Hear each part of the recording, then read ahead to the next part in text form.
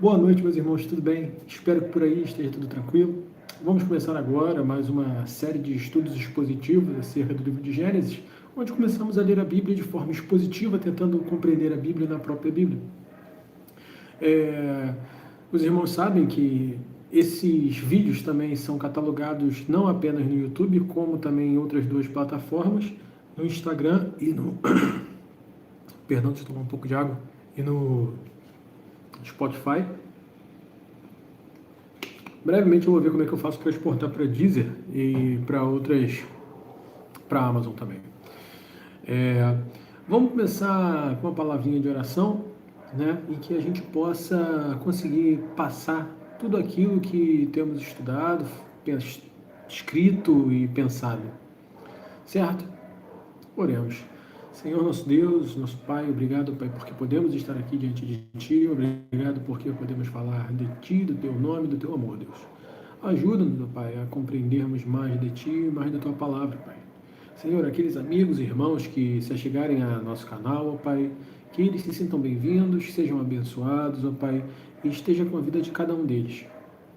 Esteja abençoando-nos, ó Pai, e abrindo nosso entendimento e nossos ouvidos, ó Pai. Esteja conosco, e é isso que eu te peço, em nome do seu Filho amado Jesus Cristo. Amém. Na semana anterior fizemos uma exposição acerca dos pormenores da criação, né?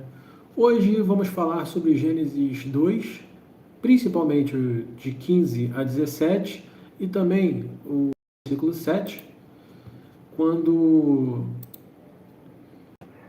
estaremos, porque eu estou vendo algumas coisas aqui, estaremos comentando. Vamos começando a ler logo. Gênesis 2, versículo 7.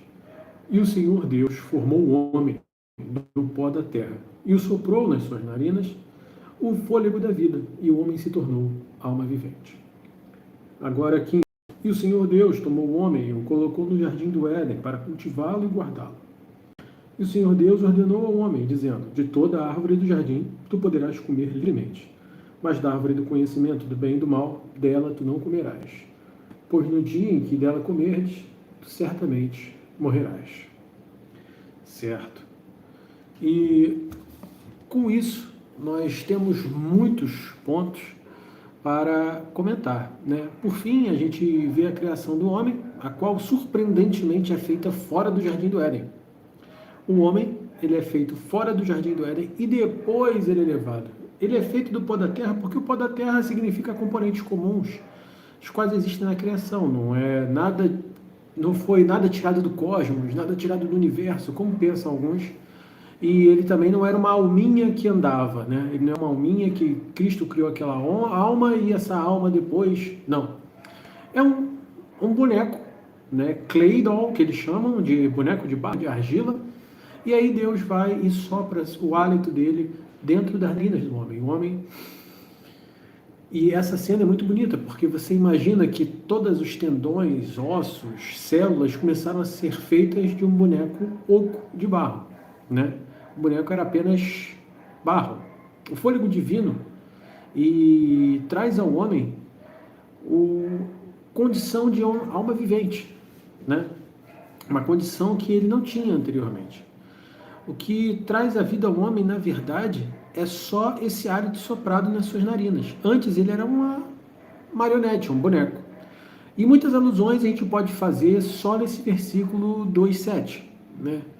Sem o fôlego divino, o homem não passa de uma marionete do pecado. Ele é um morto espiritualmente, ele não tem vida. Ele só vive por viver, ele só está presente naquele local, naquele momento. É um ser efêmero, né? Ele, além de ser um ser que não se preocupa com sua condição futura, também é um ser que não tem condição alguma de se guiar, né? Um boneco de barro. Ele pode ser colocado aqui, pode ser colocado lá, pode ser tirado, pode ser posto, pode estar deitado, pode estar em pé. Então, sem o fôlego divino, jamais teríamos a condição de pensar, de agir, de entender, de compreender. Então, isso a gente pode levar para a noção de que sem o fôlego divino, ou quando o homem se distancia de Deus, né, e se afunda, chafurta-se em pecado, ele é só uma marionete, um boneco de barro que pode ser mexido como o titereiro quiser. E quem é esse titereiro, senão o pai da mentira e o pecado? As vontades do mundo, né? Os ventos do mundo acabam levando o homem. Uma segunda coisa interessante, o homem é criado fora do jardim e depois ele é levado para lá, né? O nome Adão tem origem hebraica em Aldam, é um negócio desse, que significa feito avermelhadamente ou feito de terra vermelha. Né? Observe que essas linguagens ela tem um significado muito forte de ligação a como Adão foi feito. Um dos termos também que a gente pode derivar Adam, Adam. Infelizmente eu não sou muito bom para falar hebraico em algumas coisas. Humanidade ou humano. Ele tem ligação com o fato de ser Adão, o primeiro humano. Então, Adão significa humano. Adamidade seria humanidade, né? Logo, ele é o primeiro, então ele é pai da humanidade. Enquanto, por outro lado, feito de terra vermelha é exatamente aquilo que eu tinha falado, feito de barro. Perceba que Adão foi criado fora do jardim do Éden, foi criado perfeitamente. Deus dá a alma a ele, e depois Deus o transporta para dentro do Éden. Isso é interessante, né? Assim como o povo de Israel foi criado em meio a um deserto, um dia chegariam à sua terra prometida, ou seu jardim do Éden, contrastando os percalços por quais eles passaram. Da mesma forma, nós humanos, quando alcançados pela graça divina, somos levados ao Éden para o descanso eterno, né? O Éden, não o Éden sim, o paraíso com Deus.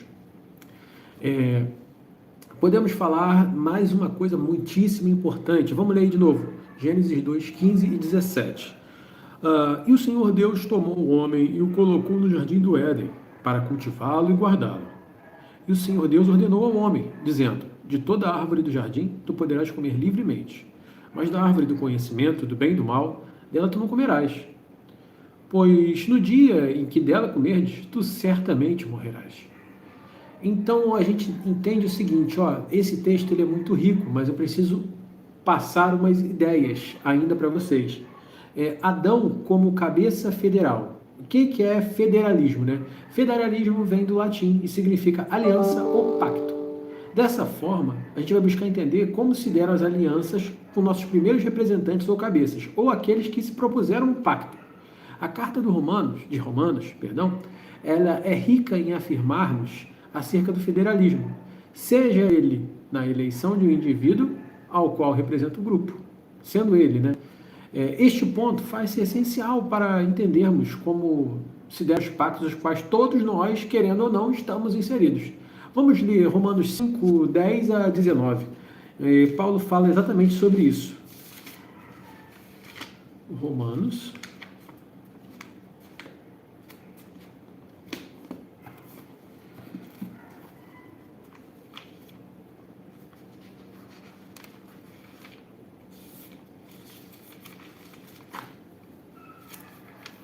5, 10 a 19. Porque se nós, sendo inimigos de Deus, fomos reconciliados pela morte de seu Filho, muito mais, tendo sido reconciliados, seremos salvos por sua vida. E não somente isso, mas também nos regozijemos em Deus, por nosso Senhor Jesus Cristo, pelo qual agora recebemos a reconciliação. Portanto, como por um homem o pecado entrou no mundo, e pelo pecado a morte, assim também a morte passou a todos os homens, porque todos pecaram. Porque até a lei o pecado estava no mundo, mas o pecado não é imputado quando não há lei. No entanto, a morte reinou desde Adão até Moisés, até mesmo sobre aqueles que não tinham pecado, à semelhança da transgressão de Adão, o qual é a figura daquele que há de vir. Mas o dom gratuito também não é como a transgressão. Por quê? Se pela transgressão de um homem morreram muitos, muito mais abundou a graça de Deus para os muitos. E o dom pela graça de um homem, Jesus Cristo.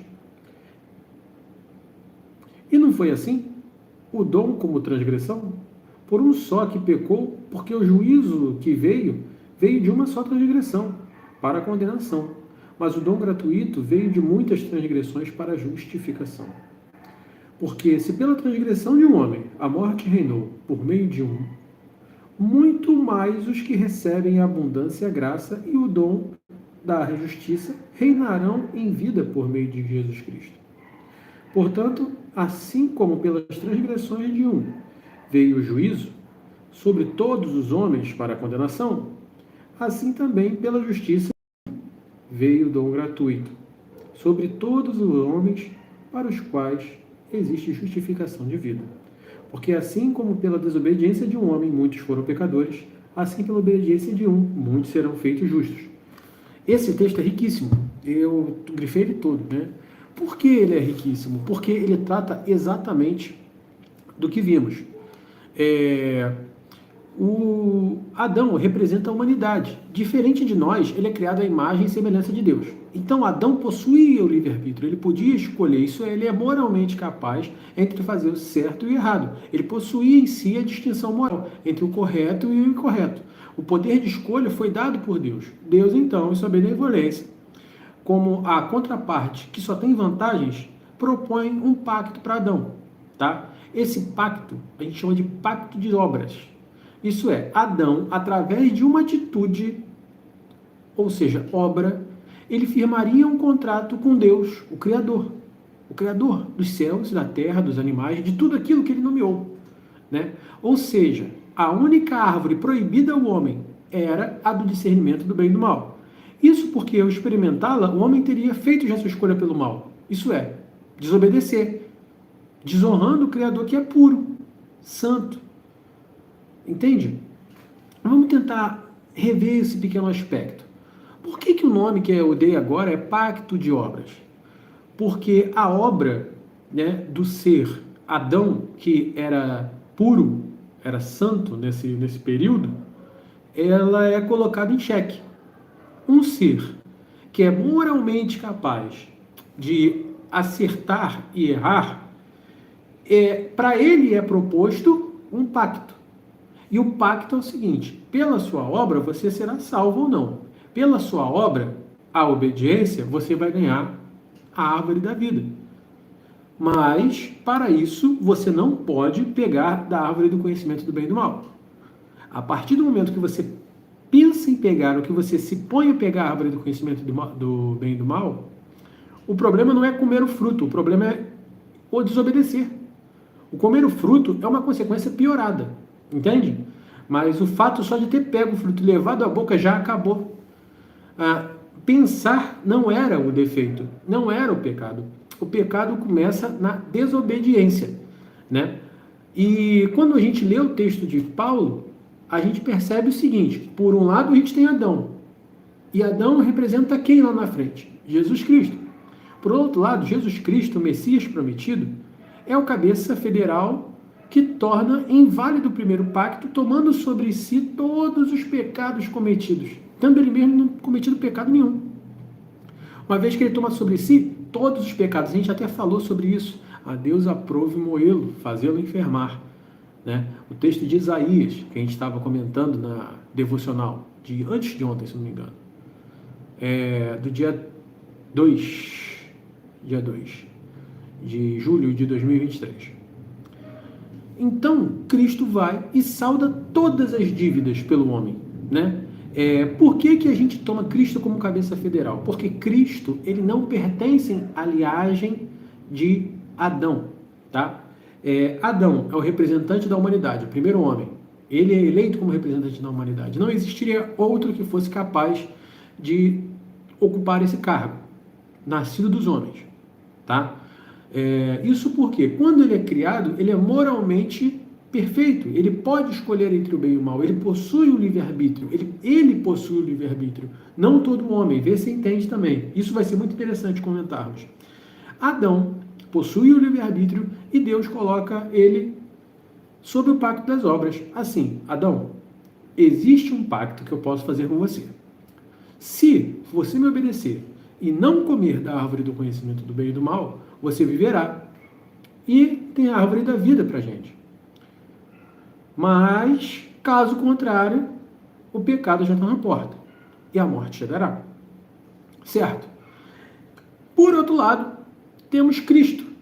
que desde a primazia dos tempos já estava lá, né? Desde a primazia dos tempos também Deus já tinha criado uma solução para isso. A gente vai falar disso um pouco mais tarde. Mas Cristo não é nascido da descendência humana, ele é nascido de forma que ele vem através do Espírito a Maria, e aí Cristo nasce em corpo humano encarnado, mas ele não é da raiz dos homens. Então ele não pode ser feito com pecado. Ele é o segundo Adão, entende? Porque ele é moralmente capaz de aceitar as coisas e ele é puro. Quando Cristo, firmado, aceita saldar as dívidas por todos os pecadores, ele desfaz o pacto das obras para aqueles que foram escolhidos. Tá? Até aí eu acho que está tranquilo. Beleza. Então Cristo é o segundo cabeça. De um lado Adão, do outro Cristo. Show? E por outro lado, né? Ao tomar sobre si todos os pecados, ele salda todas as dívidas daqueles que foram escolhidos para si. Temos então em João 6, de 37 a 45, a doutrina da eleição. A gente vai lá em João. João 6, de 37 a 45. Vamos ler? Porque todo aquele que o Pai me dá, virá a mim. E o que vem a mim, de maneira alguma não lançarei fora. Porque eu desci do céu, não para fazer a minha própria vontade, mas a vontade daquele que me enviou. E esta é a vontade do Pai que me enviou, que nenhum de todos aqueles que ele me deu se perca, mas que o ressuscite no último dia. E esta é a vontade daquele que me enviou, que todo aquele que vê o Filho e crê nele possa ter a vida eterna, e eu ressuscitarei no último dia. Então os judeus murmuravam, dizendo, por que ele disse, eu sou o pão do céu? E eles diziam, não é esse Jesus, filho de José, cujo pai e a mãe nós conhecemos? Como ele diz, então, eu desci do céu? Portanto, Jesus lhe respondeu, dizendo, não murmureis entre vós, nenhum homem pode vir a mim, se o Pai que me enviou não o trouxer, e eu ressuscitarei no último dia. Está escrito nos profetas, e eles serão todos ensinados por Deus. Portanto, cada homem que ouviu e aprendeu do Pai, vem a mim. Não que em algum momento tem visto ao Pai, senão aquele que é Deus. Este tem visto o Pai. Na verdade, eu vos digo, aquele que crê em mim tem a vida eterna. Eu sou o pão da vida. Ele reafirmou.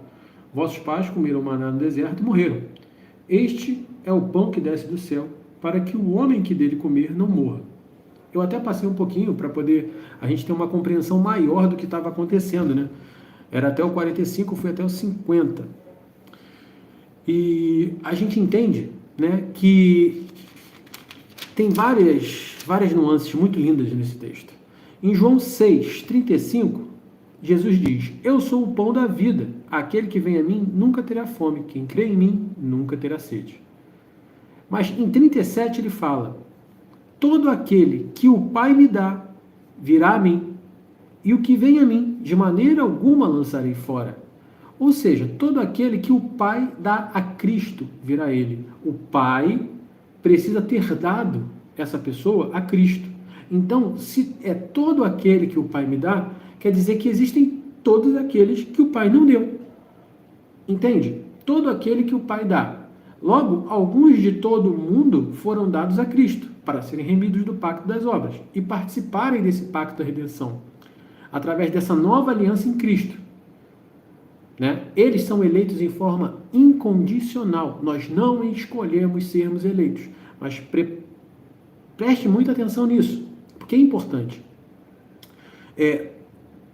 De todos no mundo, alguns foram dados a Cristo para serem remidos do pacto das obras e participarem desse novo pacto, que é o pacto da redenção, através da nova aliança de Cristo, que está em Cristo.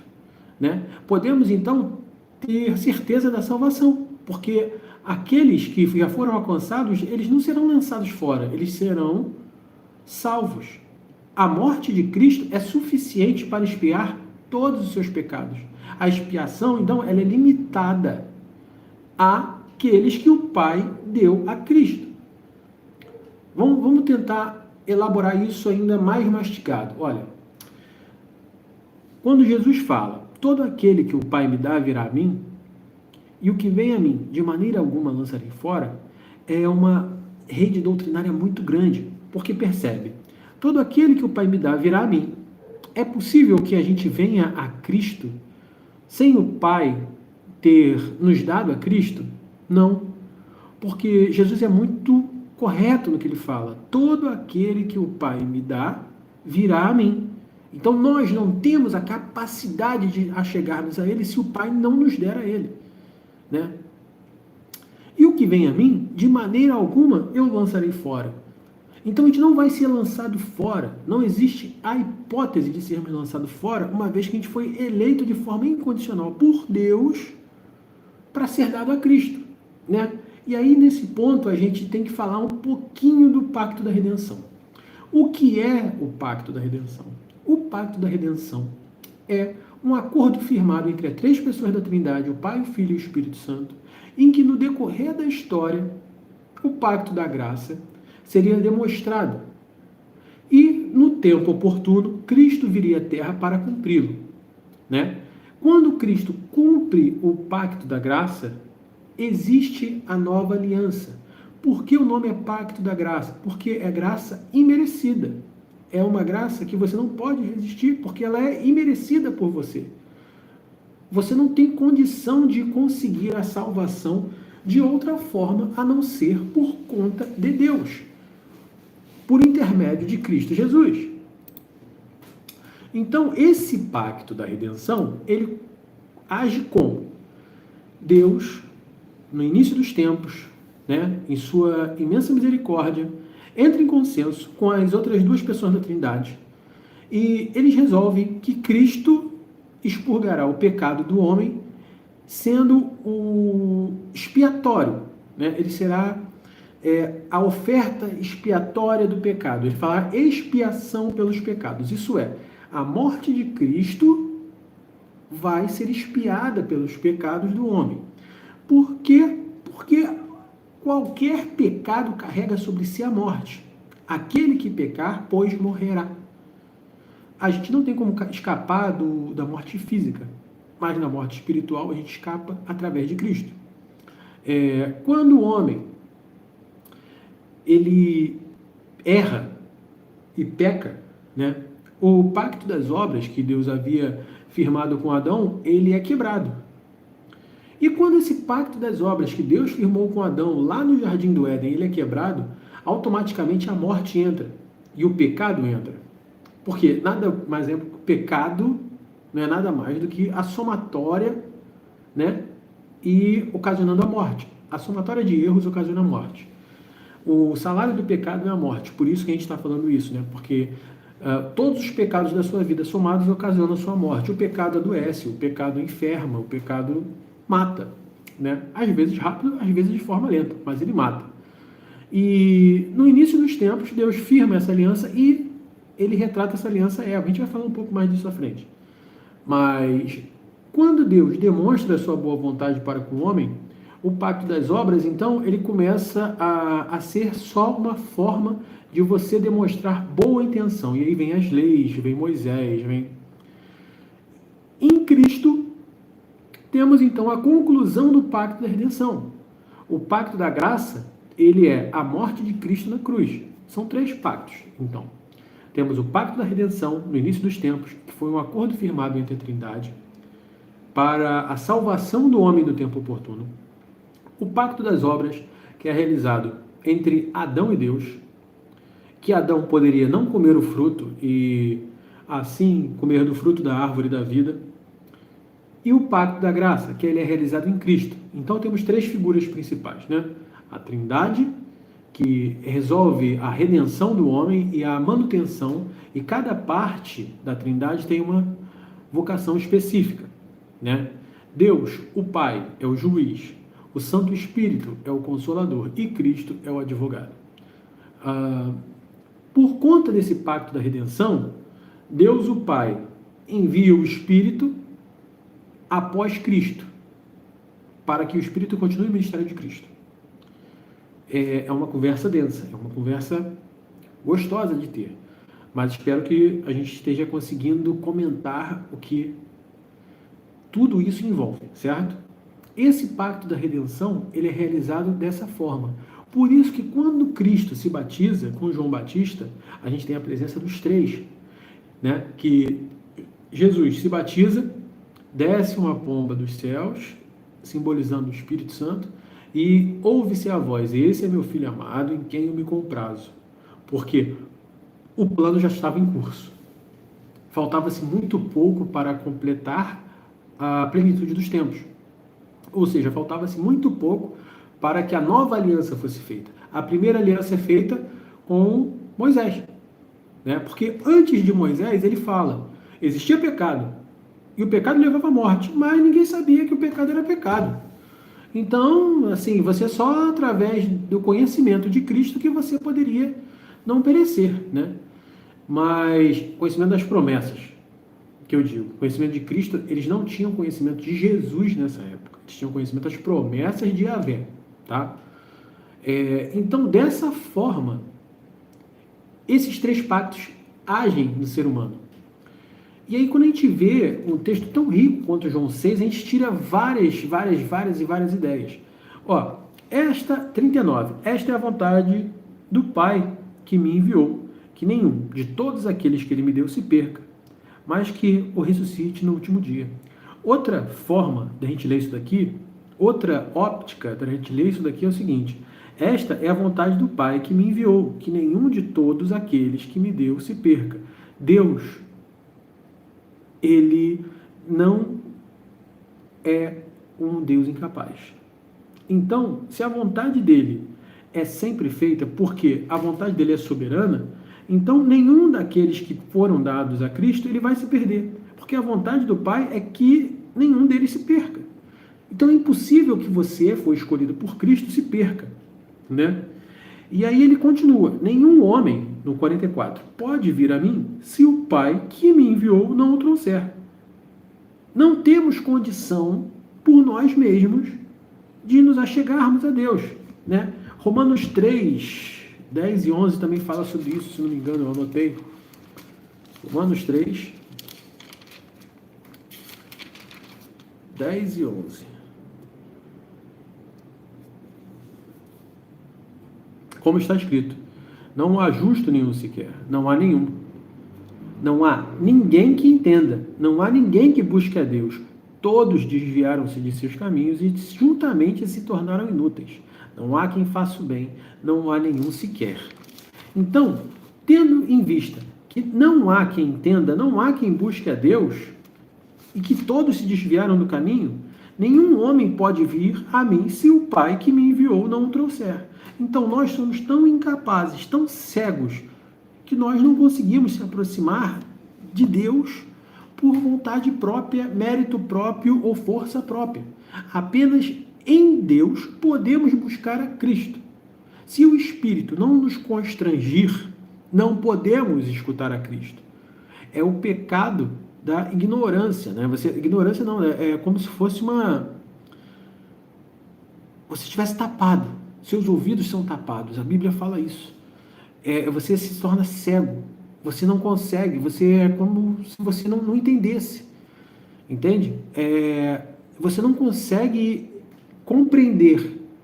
É como se fosse uma ignorância, mas é uma ignorância por conta própria, por pecado. O pecado cega o seu entendimento e dessa forma você não vai conseguir seguir a Deus ou entender Deus ou procurar a Deus se não for por meio dele próprio. Cristo vem ao mundo e quando ele volta aos céus ele fala: vos enviarei um Consolador. Esse Consolador é o Santo Espírito. O Santo Espírito age no coração daqueles que são escolhidos por Deus desde o início dos tempos, e esses escolhidos por Deus desde o início dos tempos, eles podem se achegar a Deus. Por quê? Porque se Deus não entrar aqui em contato, somos igual Paulo havia falado, somos todos inúteis. Somos como sepulcro a céu aberto, que ele fala depois, né? Dando a entender o texto que João Batista havia falado, né? 3:10, olha, como está escrito, não há justo nenhum sequer, não existe ninguém que consiga se justificar perante Deus pelos seus pecados. Não existe ninguém que por obras consiga mais isso. Porque o único humano que foi oferecido isso, errou.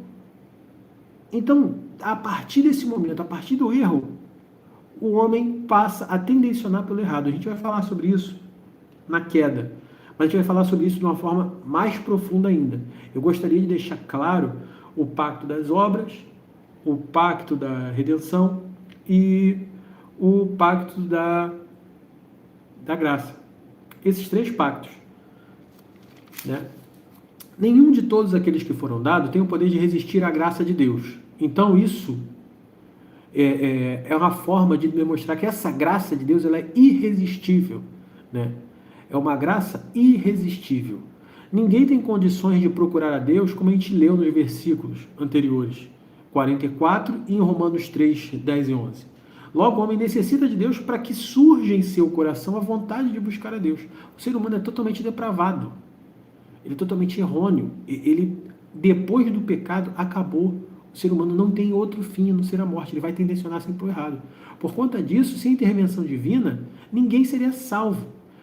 Sabe? É uma depravação total e a expiação é limitada àqueles que foram escolhidos. Entende? Mas nós não somos escolhidos porque somos bons.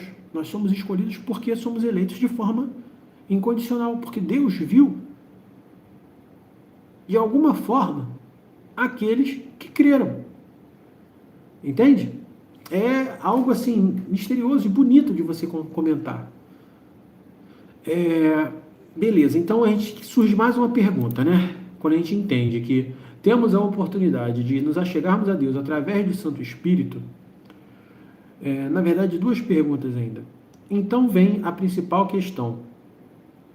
Como saber se somos escolhidos por Deus para nos achegarmos a Cristo? Essa pergunta a gente responde da seguinte forma. Se você se achegou a Deus, ou melhor dizendo, se você busca a Deus, né, eu vou até comentar com o que a gente comentou hoje aqui, até com esse texto aqui mesmo, Romanos 10, 9. Romanos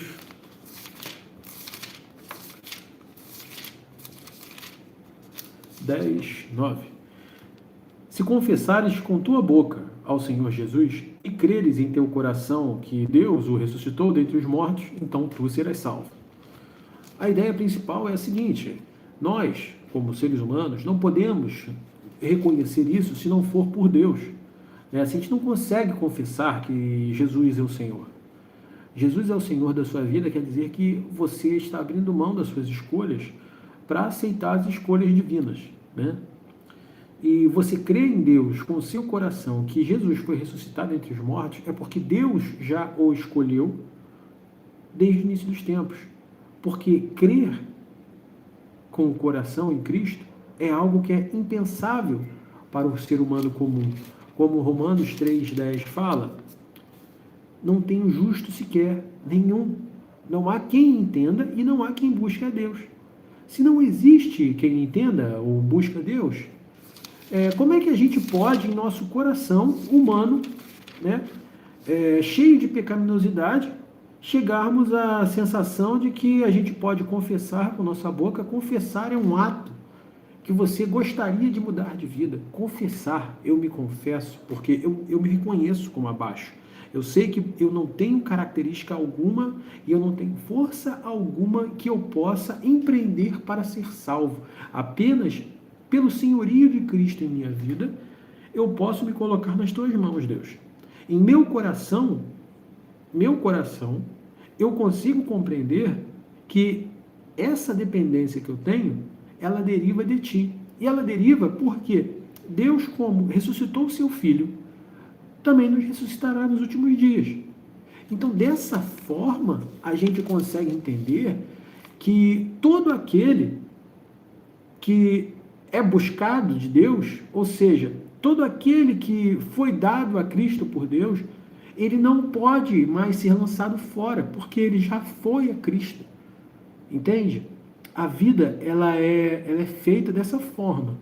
Existem aquelas pessoas que vão buscar a Cristo de coração e confessionalmente. Olha o peso dessa palavra, confessionalmente. É viver uma vida em que você professa Cristo. Isso é viver de forma confessional. Professar a fé é você viver a fé em Cristo, não só falar. E ter em seu coração quer dizer que o Santo Espírito tocou o seu coração, chegou-se até você, e aí você tem a condição de ser uma pessoa que entende. Por quê? Todo aquele que o Pai me dá virá a mim. Se você foi até Cristo e compreendeu essas duas coisas, o que vem a mim, de maneira alguma lançarei fora. Não pode ser lançado fora. Esse é o primeiro ponto que a gente comenta. O segundo ponto, o que acontece então com as pessoas que se negaram? As pessoas que se negaram, simplesmente elas estão fora do pacto da graça. Às vezes tem uma noção muito errada de achar que nós todos merecemos o bom, o bem, o céu. Não, nós não merecemos o céu, nós erramos. Nós somos pecaminosos, somos seres ruins. A ideia de que o homem é bom, ela é totalmente errada. Ela é feita através de persuasões, né, que buscam tirar a culpa do homem e colocar na sociedade, como Rousseau, ou como Pelágio, ou sabe? Mas não, o homem em sua essência, ele é depravado, ele é mau, ele é cruel. Você vê isso na criança que briga com a outra por causa de um brinquedo. Entende? O ser humano, em sua estrutura, ele é mau. Ele esconde o mal para viver em sociedade. Existe o mal e existe o aceitável. Mas o ser humano dificilmente chega ao bom. Consegue compreender? O que é o aceitável? Também chamado de graça comum, que a gente deve falar na queda, né? Mas o aceitável é aquilo que a sociedade permeada pelo mal irá aceitar. É o cara que ele não mata, ele não rouba, ele não faz nada assim escandalosamente errado, mas os erros aceitáveis pela sociedade, como trair, como problemas não, mas pecados sexuais, pecados de fala, pecados envolvendo furtos financeiros, a sociedade ela vai aguentar, mas para a sociedade esse cara é um cara ok. E um cara abaixo disso? Um cara abaixo disso é o cara que é sanguinário, o cara que é homicida, que é fraticida, que é patricida, matricida, o cara que tem os transtornos, que, sabe, que é insuportável até para a sociedade. Esse cara está abaixo, né? E o cara que é bom é o cara que vive acima da média. Esse cara que vive acima da média, geralmente a sociedade não vai gostar dele, porque ele busca um padrão maior do que da sociedade. E quando ele busca esse padrão maior do que da sociedade, ele acaba ferindo a sociedade da forma que a sociedade vê nele um escândalo, porque ela se reconhece como errada. Então, a gente está falando desses padrões apenas para você entender. Esses padrões são humanos. Esses padrões de bondade, misericórdia, são humanos.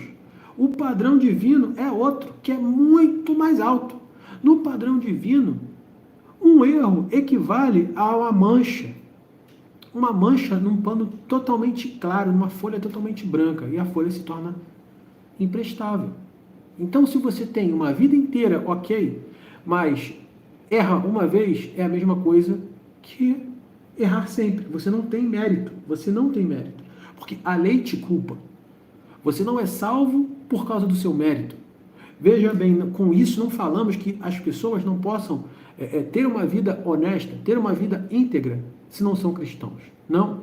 A diferença está. O cristão entende que não é a sua vida íntegra que o salva, mas a sua vida íntegra precisa ser o demonstrativo de que ele é salvo.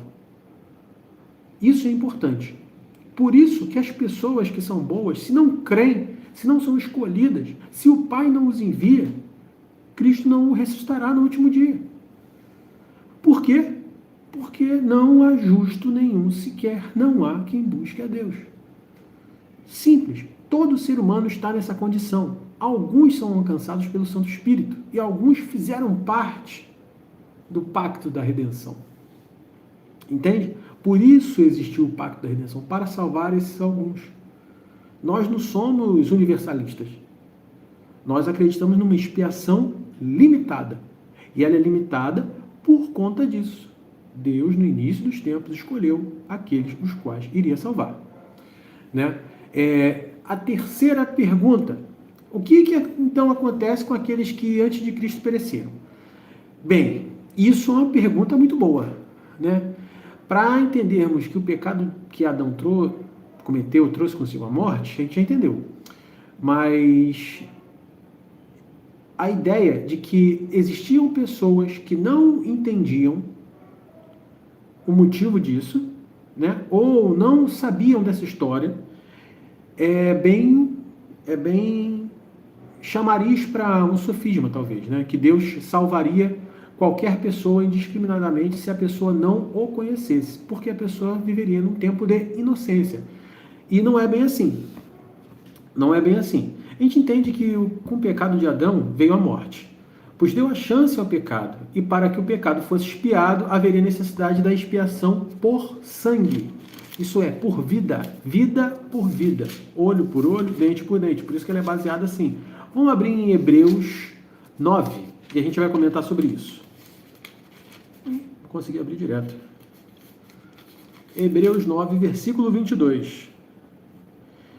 E quase todas as coisas, segundo a lei, se purificam com sangue, e sem derramamento de sangue não há remissão de pecados.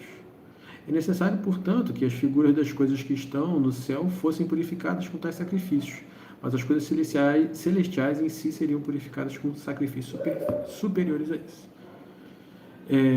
E aí ele vem falando, né? Porque Cristo não entrou em um santuário feito por mãos, que são figuras do verdadeiro, mas no próprio céu, para agora aparecer na presença de Deus por nós. E aí, o que isso está falando? É simples, que a única expiação para o pecado é a morte. Por isso que no Antigo Testamento, todo pecado era remido com a morte de um animal, tá? O sangue em si não é nada. Ele é um líquido corpóreo vermelho, que às vezes pode ser mais denso, mais grosso, pode ter valor nutritivo diferente dependendo da região que ele é tirado. Porém, o valor do sangue não estava no líquido vermelho, e sim ligado à sua vida, entende? A ideia por trás do sangue. O sangue, no caso, ele representa o correr das veias, aquilo que faz com que, o óleo que faz com que a máquina humana bombeie e ela se movimente. Era isso que eles tinham ligado ao sangue. O sangue era a vida. O sangue para eles era o necessário, sabe, para a sua vida. E como a gente viu em Romanos 6,3, mas eu vou ler novamente, 6,23, perdão.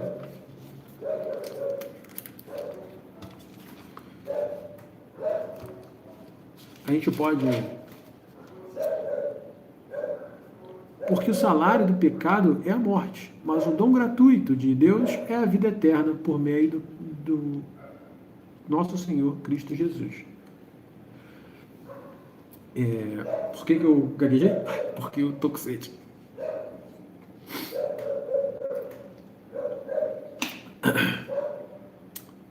Então voltamos.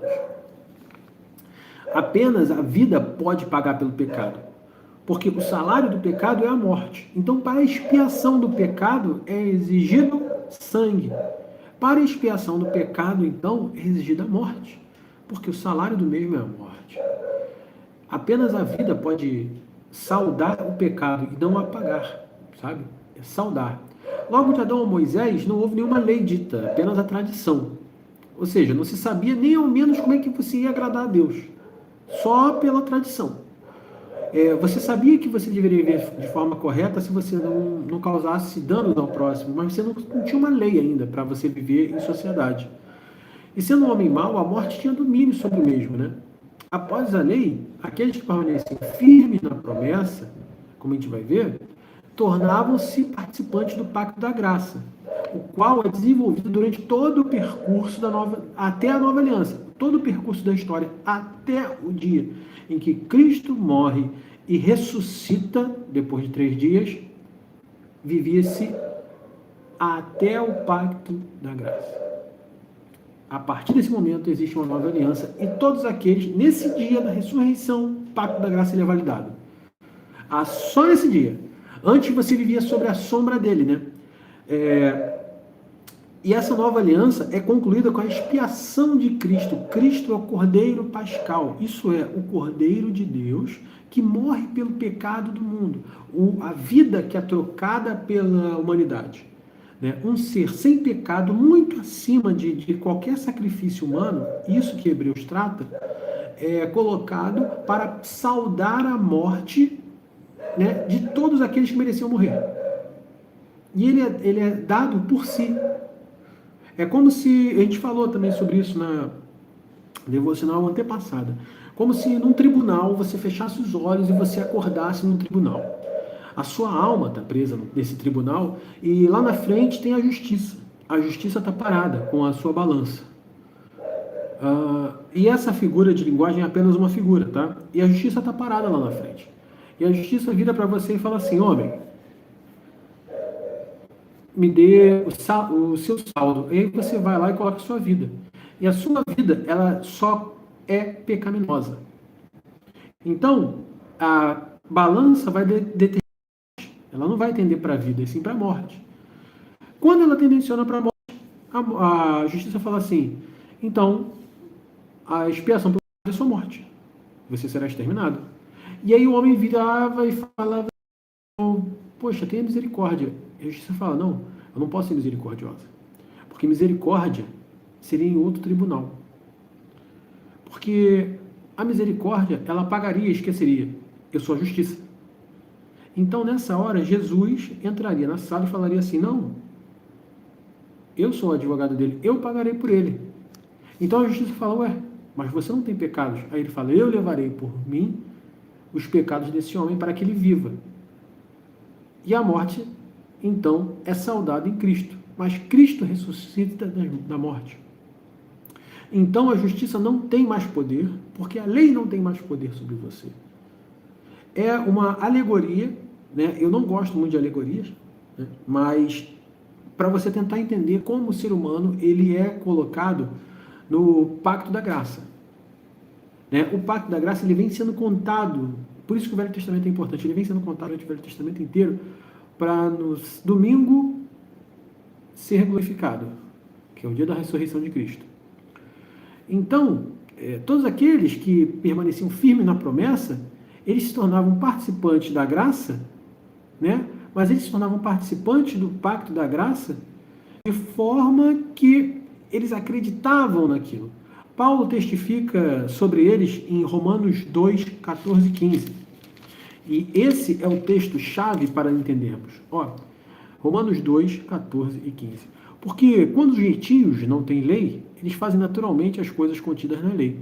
Não tendo eles a lei, para si mesmos são a lei, os quais mostram a obra da lei escrita em seus corações, testificando também em sua consciência e os seus pensamentos, ou acusando-os, ou defendendo-os.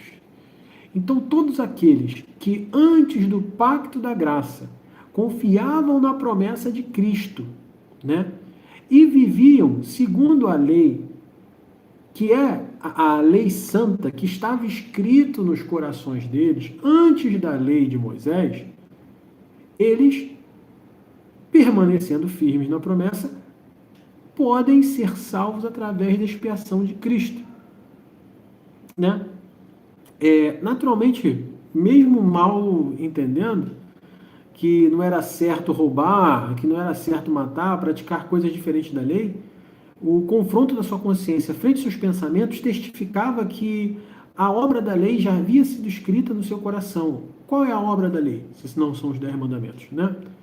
Assim como Jeremias 31, 33 também trata disso, do novo povo de Deus, né? Vamos abrir aqui, Jeremias 31, 33. Jeremias 31, 33.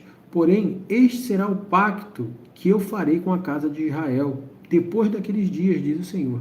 Eu colocarei minha lei no seu íntimo e a escreverei em seus corações. E serei o seu Deus, e eles serão o meu povo.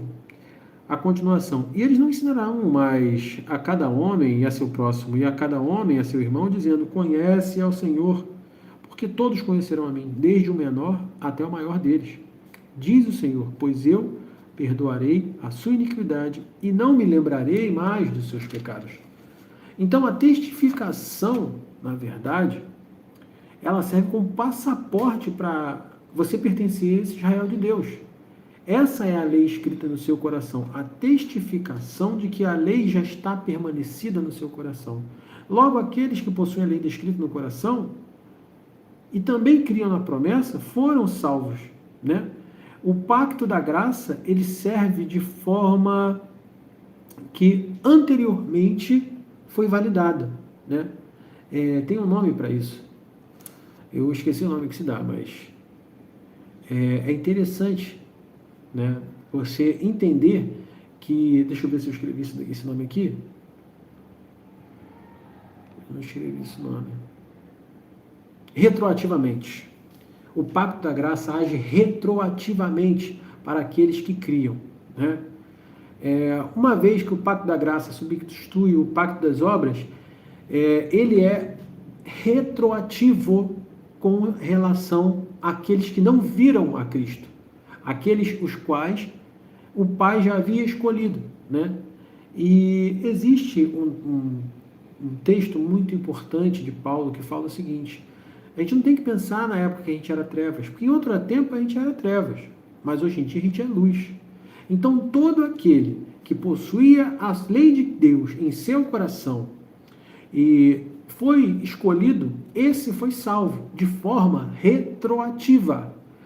Hoje em dia pode existir forma retroativa? Não, porque Cristo já veio. A partir do momento que Cristo veio, não existe forma retroativa. Não existe forma de ser salvo sem ser Cristo. Não existe forma de ser salvo sem conhecimento da promessa. Então, por que devemos falar de Cristo se Deus garante que a salvação será feita? Porque é bem simples. Você, como ser humano, não tem como saber aqueles que são salvos e aqueles que não são. Então, o ID é para todo aquele. E no ID, alguns virão até o Pai, porque alguns virão até mim. E de forma alguma, Cristo lançará fora. O ID, ele é importante porque você precisa alcançar aqueles eleitos que ainda não foram despertados. Alcançar aqueles eleitos através da sua vida. Deus usa a sua vida para que você alcance esses eleitos que não foram ainda resgatados, para que o Santo Espírito de Deus, olha que coisa maravilhosa, através de você trabalhe no coração do eleito e esse novo eleito venha ser seu irmão. Através da graça divina. Tudo isso é algo muito bonito. Por isso que o ID é tão importante, por isso que não é importante você ficar na sua casa conhecendo a Cristo apenas. É importante que você fale de Cristo e viva Cristo, né? E como conclusão, a gente vai tirar alguns pontinhos, tá? Entendemos dessa forma que apenas Adão possuía o livre-arbítrio. Só ele podia fazer o bem e o mal. Ele podia escolher pelo certo e o errado. Quando ele erra, ele quebra o pacto de Deus. Logo, não pode cumprir a parte do acordo. Ele toma sobre si e sobre sua descendência, que somos nós, o ônus da quebra do contrato. A isso chamamos de pecado original. Pelo pecado original, a imagem do homem torna-se deturpada, depravada, corrompida, né?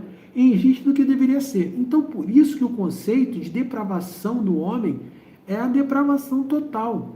Esse desvio traz o pecado ao mundo, traz a morte. Deus, sabendo previamente, ponto 2, entra de acordo com a Trindade em haver uma forma de salvar aqueles que foram escolhidos ou separados. A isso a gente chama de pacto da redenção. O pacto da redenção serve para que aqueles que Cristo elegeu fossem salvos em Cristo. Todo aquele que Deus de antemão escolheu são aqueles que Ele mesmo vai aproximar através do Santo Espírito. Chamamos isso de eleição incondicional. Incondicional porque não temos condição de nos elegermos. Ela é incondicional porque nós não temos a condição de bancar através das obras mais, porque tendencionamos sempre para o erro. tal fato não vai depender nunca da gente, apenas daquele que nos escolheu. A gente pode ler Efésios 1, que ele vai falar sobre isso. Não inteiro, só 4 e 5. Efésios 1, 4 e 5. Como nos escolheu nele antes da fundação do mundo, para que fôssemos santos e sem culpa diante dele, em amor. E nos predestinou para filhos da adoção por Cristo Jesus, para si mesmos, segundo o beneplácito da sua vontade. Ou seja, Deus nos predestinou para filhos de adoção. Por meio de quem? Jesus, o Cristo. Isso porque Deus é bom, Deus resolve isso fazer. Não é a gente que decide. Então, é incondicionalmente isso. Né? João 15 também fala sobre isso. Eu gosto muito da gente conseguir usar referências e fico muito feliz quando eu consigo fazer uma pregação expositiva dessa forma. Né? Ainda assim, minhas palavras ainda estão um pouco confusas, mas brevemente eu vou acabar melhorando nisso. Né? Por isso mesmo que a gente abriu o canal e por isso mesmo que a gente está trabalhando. João 15, 16 a 19. 16 a 19, vamos lá.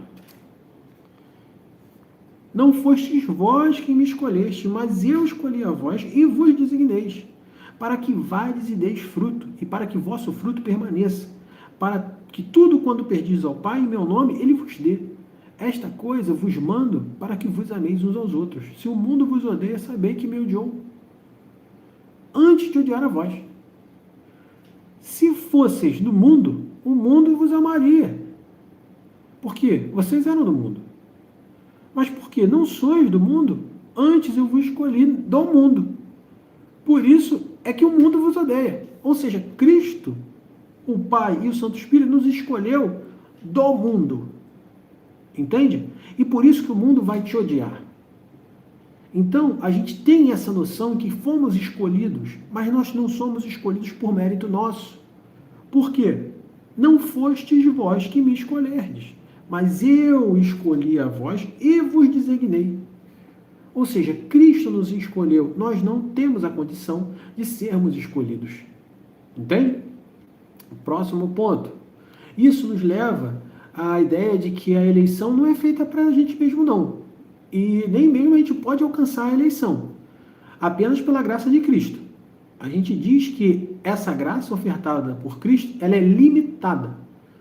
Isso porque o pacto da redenção é feito entre a Trindade para que Cristo salve aqueles os quais são dele, e por conta disso a gente entende que a expiação de Cristo foi uma expiação limitada. Porque de outra forma a gente acreditaria que todos seriam salvos. Mas a gente sabe que o universalismo, ele milita contra a palavra de Deus, porque ela não existe mudança na vida do homem, né? Perceba que muitos não são todos. Quando a gente lê Mateus 20, 28 e João 3, 16 e 18, vou ler primeiro João 3, 16, que eu já estou com o livro de João aberto.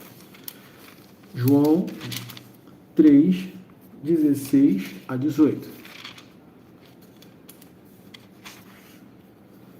Porque Deus amou o mundo, tanto ao mundo, que ele deu o seu Filho unigênito, para que todo o que nele crê não pereça, mas tenha vida eterna. Porque Deus não enviou o Filho ao mundo para condenar o mundo, mas para que o mundo possa ser salvo através dele. Quem crê nele não é condenado, mas quem não crê já está condenado, porque não crê no Filho unigênito do Pai. Então, o mundo aqui não é todo o mundo, é aqueles que foram escolhidos, porque vão ter gente que creu. E o sangue de Cristo não foi vertido de forma inútil. O sangue de Cristo é totalmente eficaz.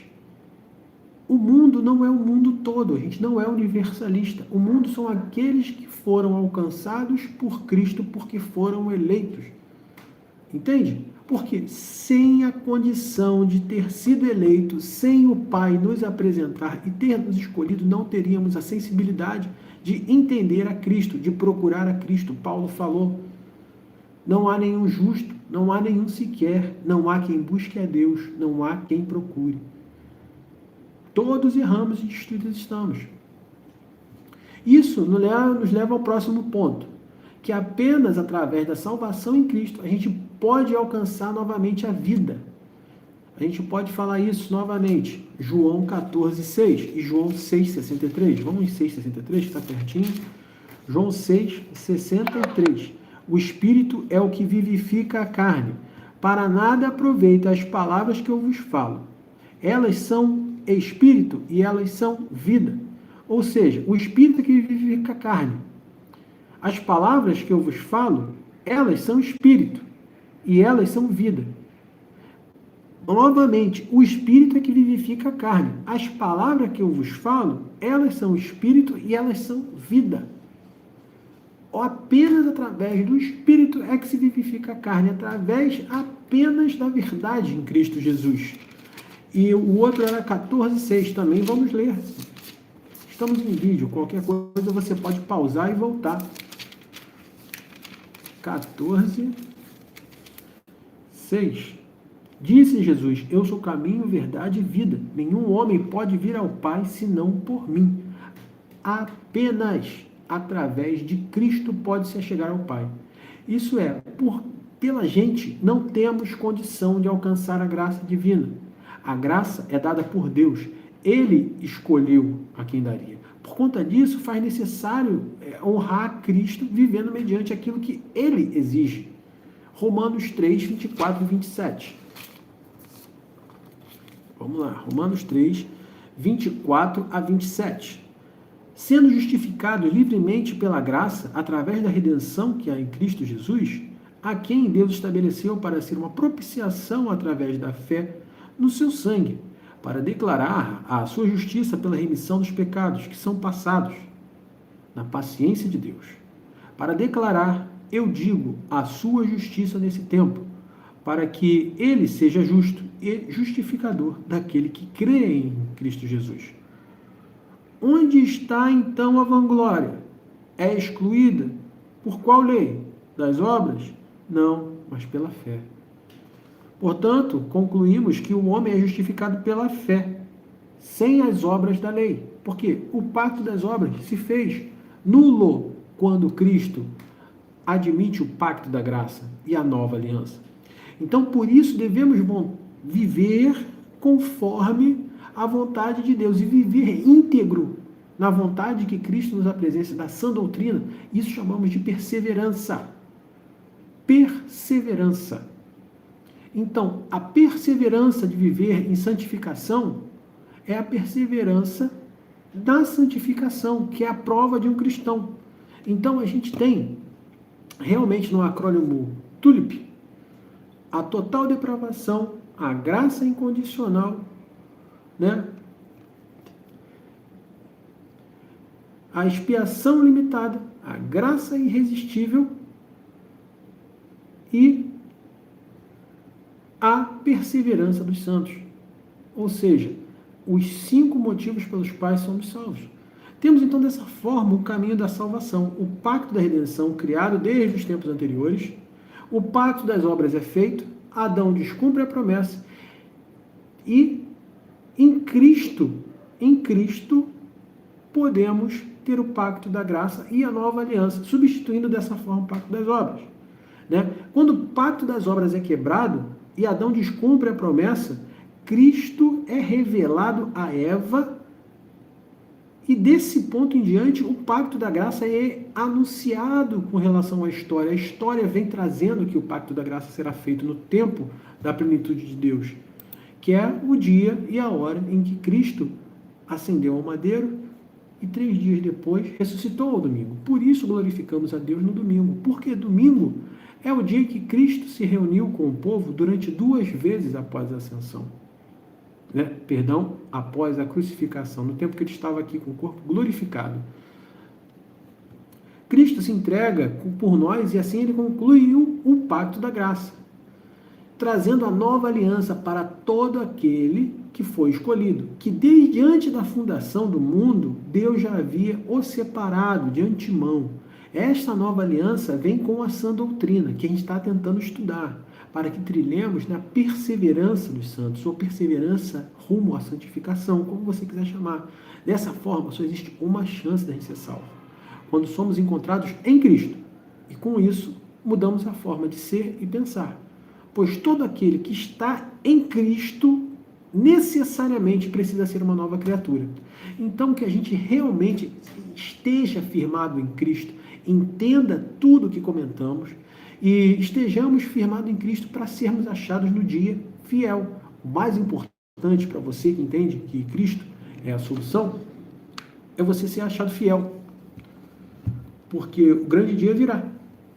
E se você não for achado fiel, amigo, possivelmente você nem escolhido foi. Porque todo aquele que foi escolhido tem a vontade em seu coração de manter-se fiel, mesmo longe da eclesia, por causa de algum motivo, mesmo dentro de uma eclesia que às vezes ele não está ali, entende? Mesmo às vezes privado. Então, todo aquele, esse sim, está na perseverança dos santos. E essa perseverança dos santos, o rumo à santificação de todo cristão, ela enuncia o fato de Cristo ser o importante na sua vida, e é uma enunciação de que você foi sim um escolhido de Deus. Certo? Assunto denso, punk, né? Tentei não ser muito extenso, tentei falar o mínimo possível, mas deu 1 hora e pouca, então realmente é muita coisa, mas agradeço a todos vocês, né? E tenho tentado cada vez mais dar uma especificada, né? E por vezes é complicado, mas vamos agradecer a Deus esse momento e a tudo quanto estamos fazendo aqui, né? E que tenhamos em mente isso. Somos seres depravados, a graça veio a nós de forma incondicional, né? A expiação de Cristo na cruz foi limitada para aqueles que ele foi impregnado, outorgado a forma de ser salvo por conta de Cristo. Cristo não morreu por pessoas que não creram nele, apenas por pessoas que creram nele, né? Calma aí, um minutinho. É incondicional a graça dele, você não pode resistir, é irresistível graça. E por fim, a perseverança dos santos, né? Essas 5 coisas a gente tem que manter em mente, né? Tem gente que utiliza o acróstico TULIP, TULIP, mas isso aí está em inglês e de repente você vai ter dificuldade. É complicadinho e precisamos ter isso em mente, porque precisamos viver de forma honrosa para Deus. E com isso eu vou encerrar numa palavra de oração, tá? Obrigado a todos. Para quem escutou através do Spotify, estamos no Instagram diariamente. No Instagram a gente tem menos coisa, né? Então é mais rápido. E para quem ainda não sabe, é @PedroSuliano. No Spotify é Pedro Suliano também. É só procurar lá. Eu fiz uma pintura minha de acordo com a inteligência artificial, ficou bem legal. E é só procurar lá, tá bom? Vamos orar então. Senhor nosso Deus, obrigado, Pai, porque hoje podemos estar aqui. Obrigado porque a Tua palavra é viva e eficaz. Ajuda-me, Pai, a falar cada vez melhor de Ti, a titubear menos, a ler de forma correta, a viver de forma correta também, ó Pai. Esteja com os nossos irmãos, amigos, ó Pai, que estão aqui, ó Pai, aqueles que algum momento na história puderam ver esse vídeo, ó Pai, estão passando por algum momento de dificuldade, que o Senhor possa estar os abençoando com sua mão, com o seu toque, sabendo, ó Pai, que eles saibam que Tu passarás com eles, ó Pai. Se é uma doença, ó Pai, que o Senhor possa derramar seu bálsamo. E se for emprego, ó Pai, que o Senhor possa abrir portas, ó Pai. Se for oportunidades, ó Pai, que o Senhor possa abrir as condições, as comportas do céu, para que essas oportunidades jorrem, ó Pai. Envia bênçãos, ó Pai, para a vida de nossos irmãos, para a minha vida, ó Pai. E esteja conosco, ó Pai. Mas isso não é o mais importante. O mais importante é, Senhor, ajuda-nos a honrar a Ti com nossa vida, Pai. Senhor, ajuda-nos a sermos verdadeiros cristãos. Perdoe, Pai, nossas falhas, ó Pai, e que a gente persevere, ó Pai, santificando-se a cada momento, Deus. Sabemos que a vida cristã é feita de altos e baixos, Deus, mas que a gente possa entender isso e que a gente possa passar pelos vales, ó Pai, sabendo que Tu estás conosco, mesmo desanimados, não desamparados, mesmo tristes, não abatidos. e mesmo ainda aflitos, sabendo que não será eternamente como tu falas na tua palavra. E isso logo mudará. Esteja conosco, nos abençoe, esteja com esse fim de dia, e é isso que eu te peço, em nome do seu Filho amado Jesus Cristo, e que a graça de Cristo esteja sobre nós, o seu amor, o amor de Deus e as consolações do Espírito de Deus sejam conosco, e com todos os nossos irmãos espalhados pela face da terra, Pai. É isso que eu te peço, em nome de Cristo. Amém. E é isso, meus amigos. Então ficamos por aqui e até a próxima. Estou preparando outros estudos que eu acho que vai ser bem legal, né, da gente comentar.